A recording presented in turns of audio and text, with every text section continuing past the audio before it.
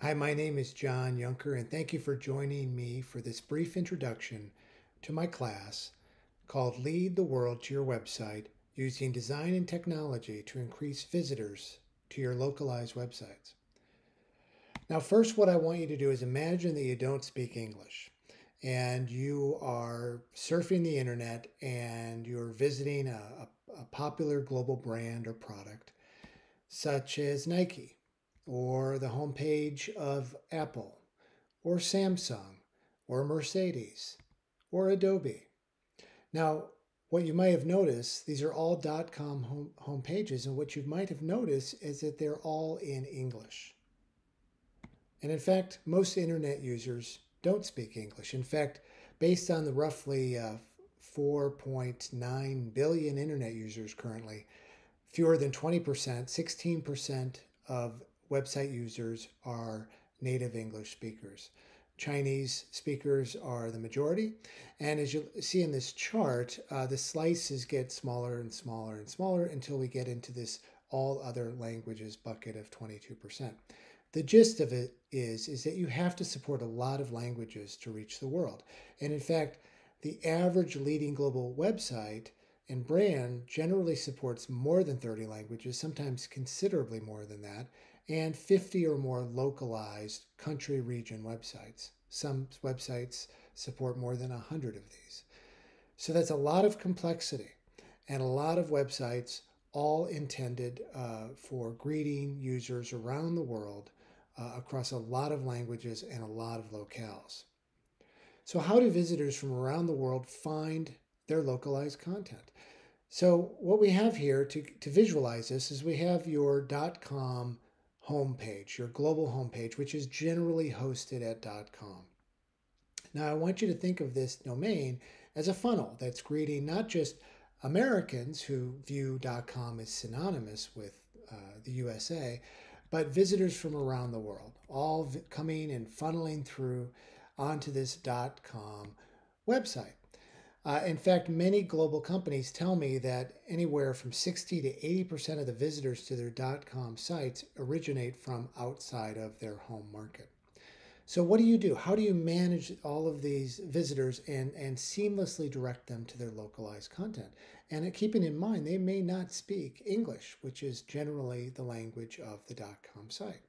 Well, first off, you might be supporting country codes. And if you are supporting them well, and I hope you are, in this example, someone from Japan could bypass .com and go to .jp site, or someone in France or Germany. Country codes are quite valuable for providing these local front doors. Now let's assume someone does go straight to .com and they still need to find where they need to go. You don't support country codes, or perhaps they just arrived at .com and need to find their way. Well, there needs to be something visual, and I have this global gateway icon here that can be used with a menu to help users self-navigate to their localized websites. So that's another path they might take. Furthermore, you might present an overlay that's based on where they're coming from or what language you think they prefer.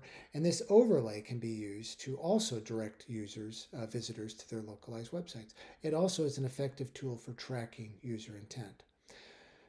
So, what is your global gateway strategy going to be, keeping in mind all of this complexity and all of your visitors from around the world? Well, let's go back to some of those global brands. If we look at Nike, Nike also has a number of localized websites. Here is the France website. It does support the .fr country code and redirects back to .com.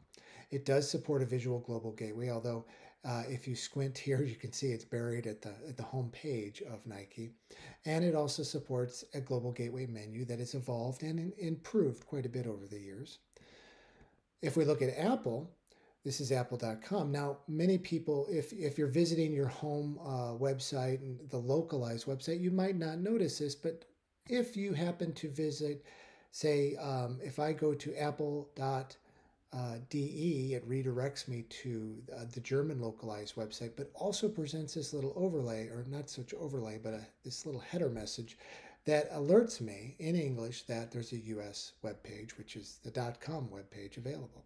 Conversely, if I'm in Germany and I go to the .com site, I see this message in German, which alerts me to the German website. It's a subtle tactic, but it can be very effective, and it's just one of many ways that companies try to provide a more seamless navigation experience. Finally, Adobe. What Adobe does, in addition to a lot of other things, is provide this overlay. And this is, once again, this is a German user who visits .com. And this overlay in two languages, English and German, tells you you can continue to .com or you can go to the German, localized German site.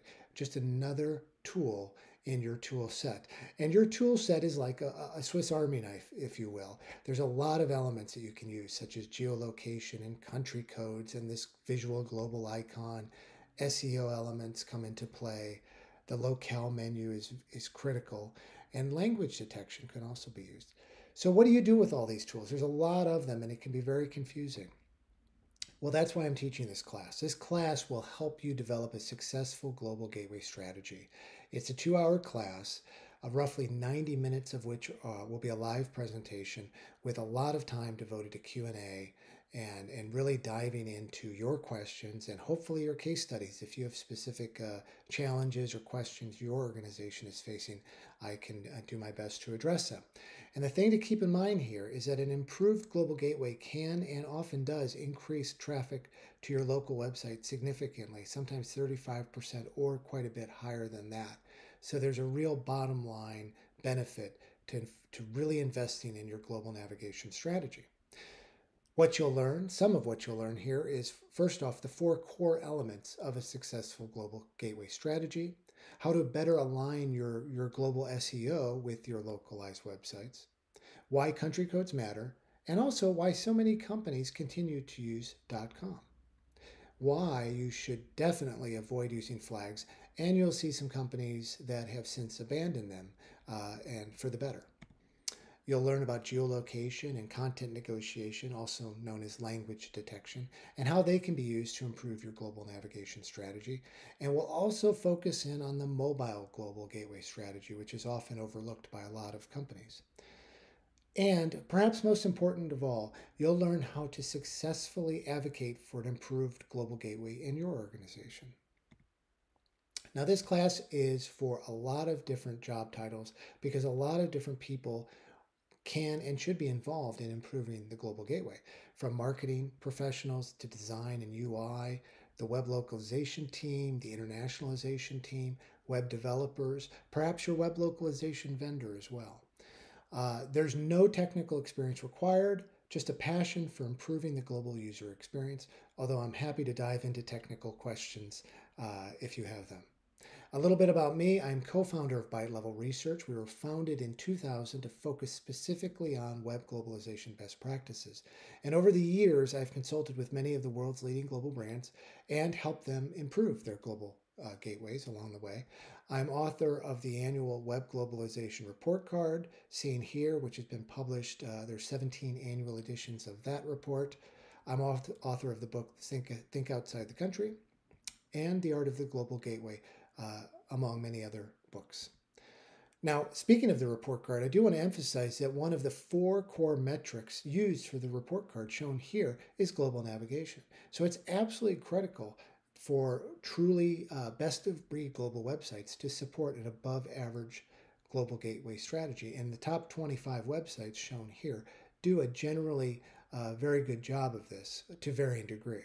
So keep that in mind, that global navigation, while it might seem like a minor detail compared to localization and the languages you support, is absolutely critical, because if you don't get it right, you risk losing significant numbers of visitors to your localized websites, which is a massive lost opportunity and a waste of resources and time.